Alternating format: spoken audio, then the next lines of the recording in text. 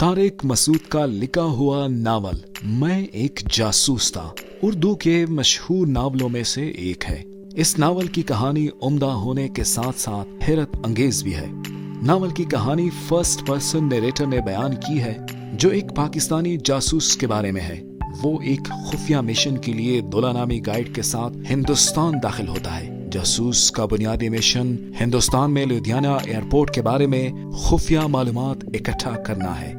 ताहम कहानी में ट्विस्ट तब आता है जब जासूस को एक भारतीय लड़की से प्यार हो जाता है। ये इस नावल को दिलचस्प और किसी हद तक रोमांटिक बना देता है।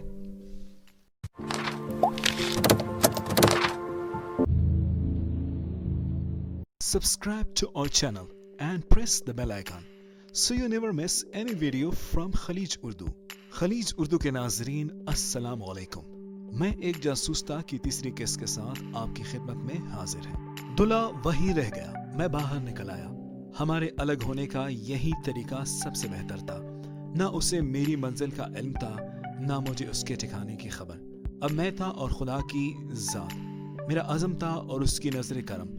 फिर ढाबे से बाहर कदम रखने से पहले ही ज़हनी तौर पर मैं आम हालात का मुकाबला करने के लिए बिल्कुल तैयार हो चुका था। सारी थकावट न जाने कहाँ गायब हो गई थी और मैं अपने आप को बिल्कुल चुस्त और होशियार महसूस कर रहा था। बसों का अड्डा यहाँ से ज्यादा दूर भी नहीं था, लेकिन मैंने साइकिल रिक्शा पर जाने को ही तरजीह दी। साइकिल रिक्शा से अड्डे के बाहर ही उतर गया। मुझे लुधियाना जाना था।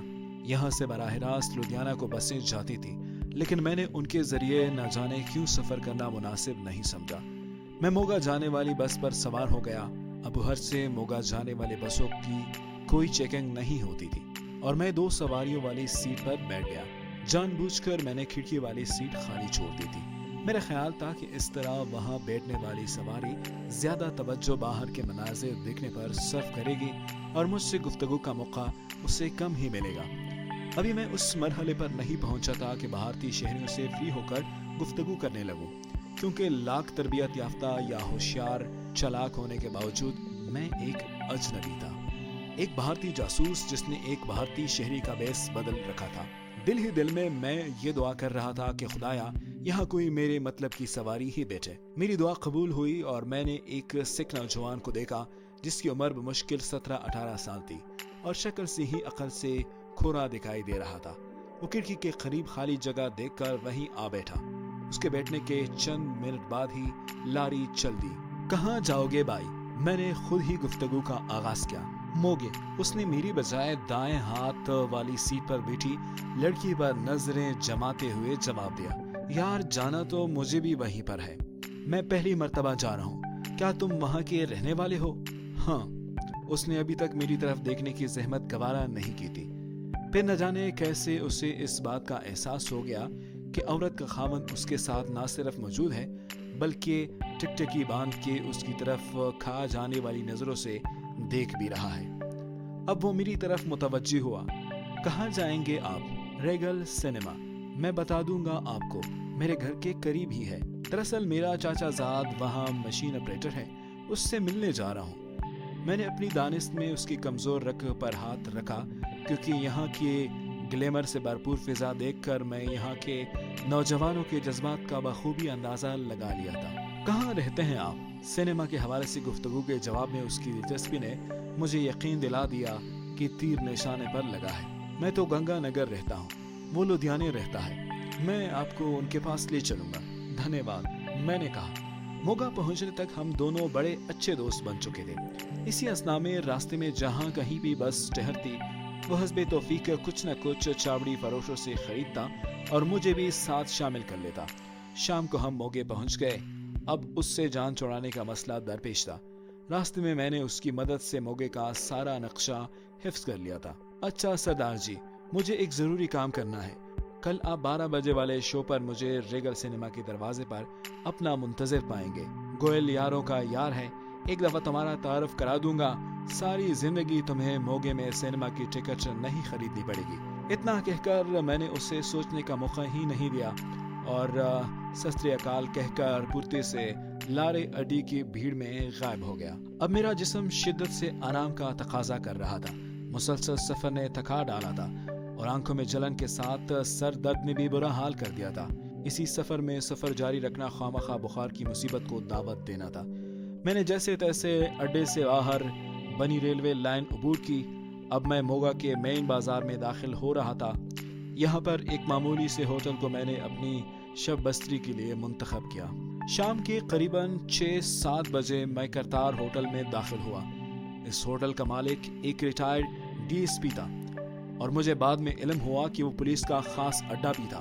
मोगा एक कस्बा नुमा छोटा सा शहर है। इसके अलावा यहाँ 1-2 होटल ही थे, लेकिन ये भी अजीब बात थी कि मैं सबसे पहले पहुंचा ही उसी होटल में था। होटल के नीचे एक हाल कमरा था जिसके ऊपर 3-4 कमरे बने हुए थे, जिनकी छतें साथ के दूसरे मकानों से मिली हुई थी, बिल्कुल ऐसी ही जैसे अंदरून शहर मकानात होते हैं। कहाँ से आए हो महाराज? हाल कमरे के कोने में शोकेस के पीछे कुर्सी पर बैठे एक खशखशी दाढ़ी वाले सिख ने मुझसे पूछा, जिसका चेहरा शोकेस पर रखे मिठाई के तालों के पीछे छुपा हुआ था। शोकेस जिससे वो काउंटर का काम भी ले रहा था, उसके एक कोने पर उर्दू अखबार हिंद समाचार रखा हुआ था। मशरिकी पंजाब में उधेड़ उम्र के ज्यादातर सिख उर्दू अखबारात ही पढ़ते हैं, इसलिए उस वक्त मेरे जहन में कोई शक पैदा नहीं हुआ और यही मेरी गलती थी, जिसका खमियाजा मुझे बाद में भुगतना पड़ा। जालंधर से आली महल्ला मकान नंबर 34 मैंने रटा रटाया एड्रेस रजिस्टर पर लिखवा दिया। यहाँ अपने दस्तखत कर दे। उसने 2-4 सवालात पूछने के बाद बिलाखिर रजिस्टर मेरे सामने रख दिया। मैं तो अनपढ़ हूँ सरदार जी। ठीक है, अंगूठा लगा दो। भाई क्या करें, कारोबार ही ऐसा है। कार्रवाई मुकम्मल ना हो तो पुलिस तंग करती है। उसने स्टैम्प पैड खोल कर मेरे सामने रख दिया। मैंने अंगूठा लगाकर ज़ाब्ती की कार्रवाई मुकम्मल की। ओए मोटू, ले जा सरदार जी को ऊपर। उसने एक अजीब गरीब वज़ा खता के मुलाजिम को आवाज़ देते हुए हुक्म दिया। कमरा क्या था कुछ न पूछे, इसे तो कमरा कहना ही कमरे की तौहीन थी। और तो सारी बातें एक तरफ, दरवाज़ा हार्ड बोर्ड का था जिसमें कम से कम 10 सुराख किए गए थे। ये होटल ज़्यादातर गलत मकासद के लिए इस्तेमाल होता था और दरवाज़ों में सुराख करके मुलाजिमीन को सहूलत बाहम पहुंचाई गई थी। मैं होटल के वाहिद गुसलखाने में जा घुसा। नहाकर फारिग हुआ तो चाय के साथ कुछ बिस्किट वगैरह खाए और एस्पिरिन की गोलियां जहर मार की और गहरी नींद सो गया। सुबह मेरी आंख फजर के वक्त करीब गुरुद्वारे से आने वाली आवाज़ों से खुली थी। हवाइज ज़रूरिया से फरागत के बाद मैंने दिल ही दिल में खुदा को याद किया। सच है, ऐसी गैर यकीनी हालात में खुदा की ज़ात ही मेरा वाहिद सहारा थी। मेरे कमरे के साथ बाकी 3-4 कमरे एक कतार की सूरत में बने हुए थे और उनके सामने एक तरफ ऊपर छत पर जाने का रास्ता था, जबकि दूसरे कोने पर एक कमरे में होटल के मुलाजिमीन ज़मीन पर लेटे हुए थे। नीचे हाल में जाकर मैं नाश्ते का ऑर्डर देकर ऊपर आ गया और जैसे ही मैं कमरे में दाखिल हुआ, अचानक टटक कर रह गया था। मेरे बिस्तर पर ताज़ा अखबार उर्दू ज़बान का हिंद समाचार रखा हुआ था। इर्द गिर्द कोई मौजूद न था। मुझे तो ये समझ आ गई कि ये चाल है और जाल में मुझे फंसाया जा रहा है, लेकिन अपने पिछले रवैये पर गौर किया तो मुझे शक वाली कोई बात नजर न आई। मैं किसी हद तक मुतमईन हो गया। मुझे यूँ महसूस हुआ जैसे कोई गलती से अखबार यहाँ रख गया हो। वहाँ किसी को मौजूद ना पाकर और तजस्सुस के हाथों मजबूर होकर मैंने अखबार उठा लिया और सरसरी नज़रों से उसका जायजा भी लिया। जिस वक्त होटल का मुलाजिम अचानक वहाँ पहुँचा तो मैं चारपाई पर अखबार पकड़े बैठा था। यार, ये किसका अखबार यहाँ फेंक गए हो? मैंने उससे कुछ कहने का मौका दिए बगैर कहा। माफ करना महाराज जी, ये साथ वाले कमरे में जो लाला जी है ना, उनका अखबार था। लड़का गलती से फेंक गया था, मैं यहाँ लेने आया हूँ। अपनी दानिश में मैंने इसे खुद पर शक करने का मौका नहीं दिया था, लेकिन उसकी गहरी और काफी अंदर तक झांकने वाली नजरों को मैं कैसे नजरअंदाज कर सकता था। छठी हिस्स ने जैसे ही खतरे की निशानदही की, मैंने उसके रवाना होते ही अपने मुख्तसर से सामान का जायजा लिया। मेरी कुल कायनात एक प्लास्टिक का और एक कपड़े का थैला था। फिर तो जैसे मैं थरा कर रह गया था। किसी ने वाकई मेरे दोनों थैलों की तलाशी ली थी, लेकिन इतनी चालाकी के साथ कि किसी के वहमो गुमान में भी ना आ सके। दूसरी ही लम्हे मैं आने वाले हालात का मुकाबला करने के लिए तैयार था। मेरे पास मौजूद तमाम करेंसी तो पहले ही मेरे जेबों में थी। मैंने बड़ी फुर्ती के साथ जूते बदले और तैयार होकर बैठ गया। یہ ٹھیک ہے کہ میرے سامان میں کوئی ایسی ویسی چیز نہیں تھی جس سے کسی کو شک ہوتا، لیکن ممکنات پر نظر رکھنا ہر جاسوس کا اولین فرض ہے۔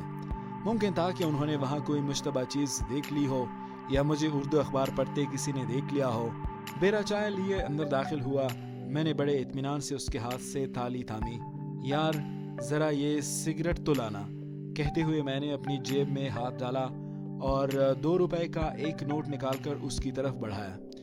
جیسے ہی وہ نوٹ لینے آگے جھکا، ایک ہی وقت میں میرے دائیں ہاتھ کی زوردار ضرب اس کی کن پٹی پر اور گھٹنا اس کے جسم کے نازک ترین حصے پر لگا۔ میں نے کچھ زیادہ ہی سخت ہاتھ لگا دیا تھا، کیونکہ وہ کسی سلو موشن فلم کی طرح بغیر منہ سے آواز نکالے میرے بستر پر آ گرا۔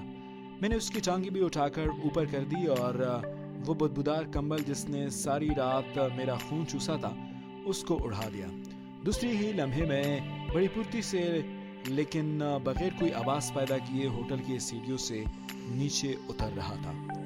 سیڑھیوں کے خاتمے پر ایک طرف ہال کمرہ تھا جس کی سیڑھیوں سے منسلک حصے کے باہر پوریاں تلی جا رہی تھی، اور سارا موگا وہیں سے پوریاں خریدنے اور کھانے چلا آیا تھا۔ ایسے رش اور افراتفری کے عالم میں کسی کی نظر مجھ پر نہ پڑی اور میں خاموشی سے ایک طرف کھسک گیا۔ بازار کھل رہا تھا اور لوگوں کی آمد و رفت بھی اچھی خاصی شروع ہو چکی تھی۔ ابھی میں بمشکل 15 گز بھی نہ چل پایا تھا جب میں نے پولیس کی ایک تیز رفتار جیپ کو، جس کے ساتھ 8-10 مسلح سپاہی اور ایک تانے دار چمٹے ہوئے تھے، کرتار ہوٹل کی طرف بڑھتے ہوئے دیکھا۔ ہوٹل کے سامنے میں نے اپنی آنکھوں سے جیپ کو رکتے دیکھا۔ سپاہی بڑی پھرتی کا مظاہرہ کرتے ہوئے نیچے اترے۔ آگے کا منظر دیکھنے کے بجائے میں ایک نائی کی دکان میں جا گھسا۔ ختم کر یار اس مصیبت کو، میں نے اپنے چہرے پر اگی ہوئی چھوٹی موٹی داڑھی کی طرف اشارہ کیا۔ جو حکم مہاراج، نائی نے رام رام کہتے ہوئے میری داڑھی اور مونچھیں صفا چٹ کر ڈالی۔ تھوڑی ہی دیر بعد ایک مکمل براہمن کے روپ میں قیمتی پوشاک پہنے اور خاصی قیمتی گرم چادر اوڑے، گلے میں جینیو ڈالے، میں بھی اس بھیڑ میں شامل ہو چکا تھا جو کرتارپور ہوٹل کے باہر پولیس کی بے بسی کا نظارہ کرنے کے لیے اکٹھے ہو گئی تھی۔ کیا ہوا بھائی؟ میں نے ایک تماشائی سے پوچھا۔ لالا جی جاسوس تھا کوئی، بھاگ گیا سالا، اتنی پولیس کو جل دے کر بھاگ گیا، سب نکمے گدے پولیس میں برتی ہوئی ہے، اس نے عقیدت مندی سے دونوں ہاتھ جوڑتے ہوئے کہا۔ ہرے اوم کہتا ہوا میں ایک طرف ہٹ گیا۔ پولیس والوں کو جب وہ جاسوس نہ مل سکا تو انہوں نے اپنا غصہ ہوٹل کے پوڑیوں اور چائے پر نکالا۔ جب میں وہاں پہنچا تو وہ لوگ ناشتے سے فارغ ہو کر ایک بیرے کو دھکا مارتے ہوئے جیپ کی طرف لا رہے تھے، جسے میں استراحت فرمانے کے لیے اپنے بستر پر چھوڑ آیا تھا۔ میرے لاری اڈے پر پہنچنے سے پہلے ہی میرے فرار ہونے کے افسانے اور کارنامے وہاں زبان زد عام و خاص ہو چکے تھے۔ پاکستانی گھسپیٹیے اور کمانڈو کی موگا میں موجودگی نے کئی بھارتیوں کے چہروں سے لہو نچوڑ لیا تھا۔ ہر شخص سہما اور خوفزدہ دکھائی دے رہا تھا۔ اڈے پر بھارتی پولیس کے مسلح سپاہی گشت کر رہے تھے، جیسے انہیں اس بات کا یقین تھا کہ ابھی وہ جاسوس واپس آ کر ان کی خدمت میں اپنے آپ کو پیش کر دے گا اور پھر وہ اسے گرفتار کر کے رہیں گے۔ بس کا ٹکٹ خریدنے سے بس میں سوار ہونے تک ہر جگہ اس موضوع پر گفتگو سے واسطہ پڑا۔ میں دل ہی دل میں ان کی خوفزدگی سے لطف اندوز ہوتا رہا، لیکن امکانات کو میں نے نظر انداز نہ کیا۔ موگے سے میں لدھیانہ جانے والی بس پر سوار ہو گیا۔ لدھیانہ تک اسی ایک بات کا تذکرہ ہوتا رہا۔ میں نے بھی بڑے جوش و خروش کے ساتھ اس میں حصہ لیا۔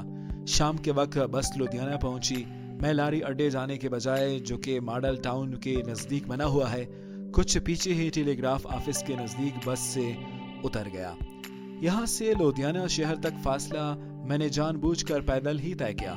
ریلوے کے پل سے گزرتے ہوئے میں نے ارد گرد شہر کا نظارہ کر لیا اور راستے میں مختلف لوگوں سے ارد گرد کے علاقوں کے نام بھی پوچھتا جا رہا تھا، جو بعد میں میرے کام آ سکتے تھے اور جن سے متعلق معلومات حاصل کرنا ضروری تھا۔ وہ رات میں نے ہوٹل کے بجائے کسی اور جگہ بسر کرنے کا فیصلہ کیا، اور وہ جگہ تھی ایک آشرم۔ آشرم میں معمولی پیسے دے کر آپ کو رات بھر کے قیام کے لیے ایک چارپائی مل جاتی ہے۔ اگر متعلقہ پنڈت کو، جو یہاں کا انچارج ہے، آپ نے رام کر لیا تو بلے دم آخری تک یہاں قیام کیجیے۔ لدھیانہ شہر کے اس آشرم میں داخل ہوتی ہی میرا واسطہ سب سے پہلے پجاری جی کے ایک चमचे से पड़ा। राम राम जी, मैंने हाथ जोड़ते हुए कहा। राम राम, कहाँ जाएंगे? उसने जवाब और सवाल एक साथ दागा। कमरा चाहिए, मैंने मुख्तसर सा जवाब दिया। उसने एक नज़र भरपूर से मेरा जायज़ा लिया। वो उस वक्त तक मेरा होलिया काफ़ी तब्दील हो चुका था, यानी कीमती गर्म चादर की जगह एक आम जर्सी मैंने ले ली थी और मामूली सा मफलर कानों के गिर्द लपटा हुआ था, लेकिन अब भी मैं अच्छा बाला ब्राह्मण नजर आ रहा था। महाराज जी, जगह तो नहीं है। दरअसल माता विष्णु का मेला शुरू होने वाला है, इसलिए लुधियाना में इर्द गिर्द के देहातों से काफ़ी लोग आ रहे हैं। अलबत्ता कोशिश करके एक कमरा खाली करवाया जा सकता है अगर आप। तुम फिक्र ना करो, मैं पुजारी की खिदमत करूंगा। मैंने उसका अधूरा जुमला मुकम्मल कर दिया। मैं तो खुद यही चाहता था कि वो मुझसे कुछ तलब करे।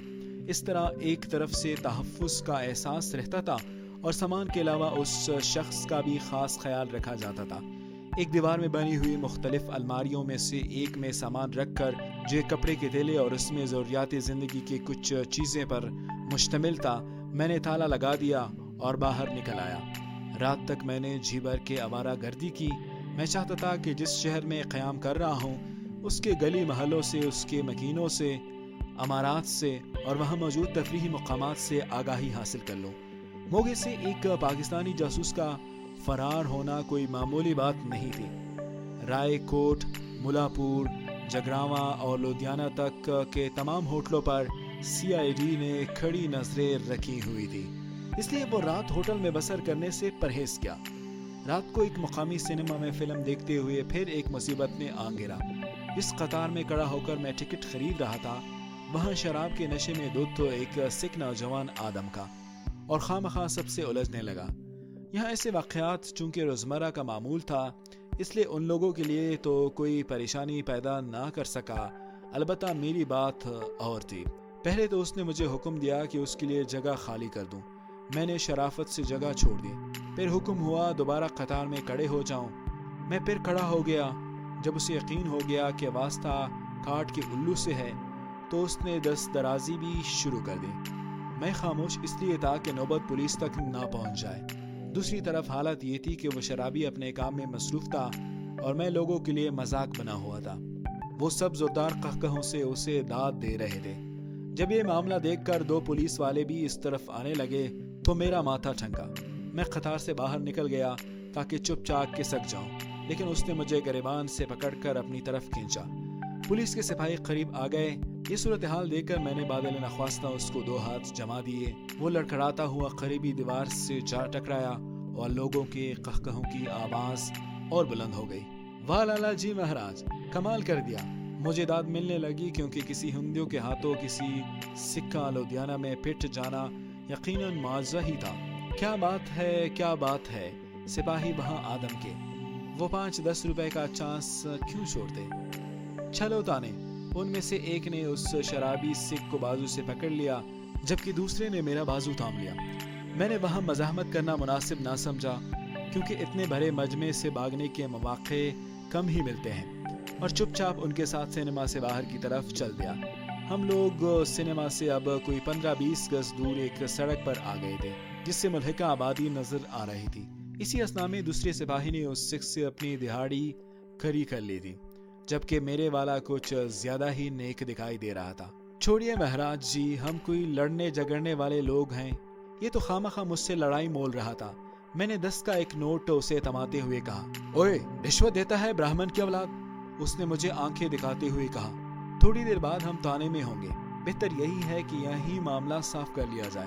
मैं सोचने लगा, यहाँ अमदुरुफ्त ना होने के बराबर है, और उसके अलावा अब करीब गली महलों में भी गायब हुआ जा सकता है।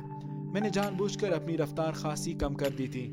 दूसरा सिपाही अब हमसे 8-10 गज आगे बढ़ रहा था। तुम्हारी मर्जी, कहते हुए मैंने तेजी से पलटा खाया, और मेरे बाएं हाथ की कोहनी इस तेजी के साथ उसकी पसलियों में लगी कि उसने तड़प कर मेरा दायां हाथ छोड़ दिया। इससे पहले वो कि संभल सके, मेरे दूसरे बाजू ने भी यही रद्द अमल दोहराया। इसके साथ ही मेरे उसकी कनपट्टी पर लगने वाली जोरदार लात ने उसे जमीन चाटने पर मजबूर कर दिया। अजियत के मारे उसके हल्क से ऊंची आवाज भी नहीं निकल रही थी। जब तक उसका साथी उसकी तरफ मुतवज्जे होता, मैं इनकी नजरों से ओझल होकर करीबी महल्ले में अंधाधुंध भाग रहा था। शाम के करीबन 7 बजने को थे और अच्छा खासा अंधेरा हो चुका था। करीबी महल्ले में घुसते ही मैंने अपनी रफ्तार कम कर दी। मैं तेजी से चलता हुआ दूसरी तरफ बनी सड़क पर पहुंच गया, जहां से एक साइकिल रिक्शे में बैठकर चूड़ा बाजार आ गया। ये बाजार हमारी लाहौर की अनारकली और कराची की ज़ैब-उन-निसा स्ट्रीट जैसा था। रेडीमेड कपड़ों की एक दुकान से जब मैं थोड़ी देर के बाद निकला तो एक मुअज़्ज़ज़ और पढ़े लिखे हिंदू की तरह मैंने सूट पहन रखा था और हाथ में ब्रीफकेस पकड़ा हुआ था। आश्रम में सिवाय एक कपड़े के थैले के जिसमें एक मेले कुचेले कपड़ों का जोड़ा रखा हुआ था, और था ही क्या, अपनी चादर तो मैं साथ ही ले आया था। थोड़ी देर तक बाजार में मटर गश्त करने के बाद कुछ और चीज़ें भी मेरे ब्रीफकेस में मुंतकिल हो चुकी थी और अब मेरे कदम एक ऐसे होटल की तरफ उठ रहे थे जहां अमूमन शुरफा का क़याम होता है और ऐसे होटलों पर पुलिस शक करने की जुर्रत कम ही करती है। नाजरीन, आज के लिए इतना ही। मज़ीद वीडियोस के लिए हमारे चैनल को सब्सक्राइब करें और मालूमात के लिए हमारी वेबसाइट विजिट कीजिए। आपकी खिदमत में दोबारा हाजिर होंगे। अभी इजाज़त दीजिए। खुदा हाफिज़।